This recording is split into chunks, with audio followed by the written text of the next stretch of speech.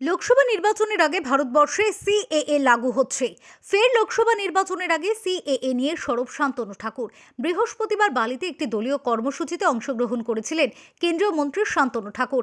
সেখানে সাংবাদিক বৈঠক করে মন্ত্রী দাবি করেন অনেকগুলি কারণের জন্য সিএএ লাগু করতে সময় লাগছে, তবে 2024-এর লোকসভা ভোটের আগে সিএএ কার্যকর হচ্ছেই।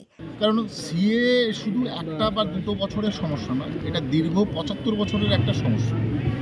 বিভিন্ন জিওগ্রাফিক্যাল, রিলিজিয়াস, ঠিক আছে, বা আপনার সোশ্যালি বিভিন্ন সমস্যার মধ্যে থেকে এটাকে যখন ইমপ্লিমেন্ট করতে হবে তার একটা রুল ফ্রেম করতে হবে, এবং সেই রুল ফ্রেম যখন করতে হবে তার যে ধর্মীয় যে বিচার আছে, ঠিক আছে, সামাজিক যে বৈষম্য বা বিচার আছে, সেগুলোকে সব মাথায় রেখে রুলটাকে ফ্রেম করতে হবে। তাই দীর্ঘ সময় লাগছে। অবশ্যই করে রুলটা ফ্রেম হবে। রুলটা ফ্রেম হলেই আমরা সিএ লাগু করব, এবং সেটা 2024-এর আগে, 2024-এর ভোটের আগে, লোকসভা ভোটের আগে সিএ ইমপ্লিমেন্টেশন হচ্ছে ভারতবর্ষে। এ প্রসঙ্গে শান্তনু ঠাকুর আরও বলেন যে তৃণমূল সিএএ নিয়ে দ্বিচারিতা করছে, এর ফলে ফল ভুগতে হচ্ছে মতুয়াদের। আগামী লোকসভা নির্বাচনে তারা এর জবাব দেবেন।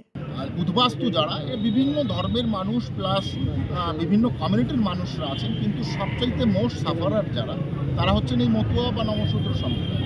তো এই মানুষদের সঙ্গে যে দ্বিচারিতা বা প্রতারণা, এটা এরা মেনে নেবে না। দেখছেন আপনার পশ্চিমবঙ্গে কিভাবে পরিবর্তন হচ্ছে।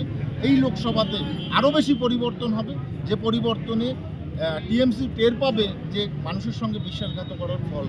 এছাড়াও তৃণমূলের নবীন প্রবীণ দ্বন্দ্বের বিষয়টিকে কটাক্ষ করে তারা বলেন ওরা একটা ছোট আঞ্চলিক দল, ওদের নিয়ে ভাববার সময় নেই। হাওড়া থেকে অনুপ রায়ের রিপোর্ট, ওঙ্কার বাংলা।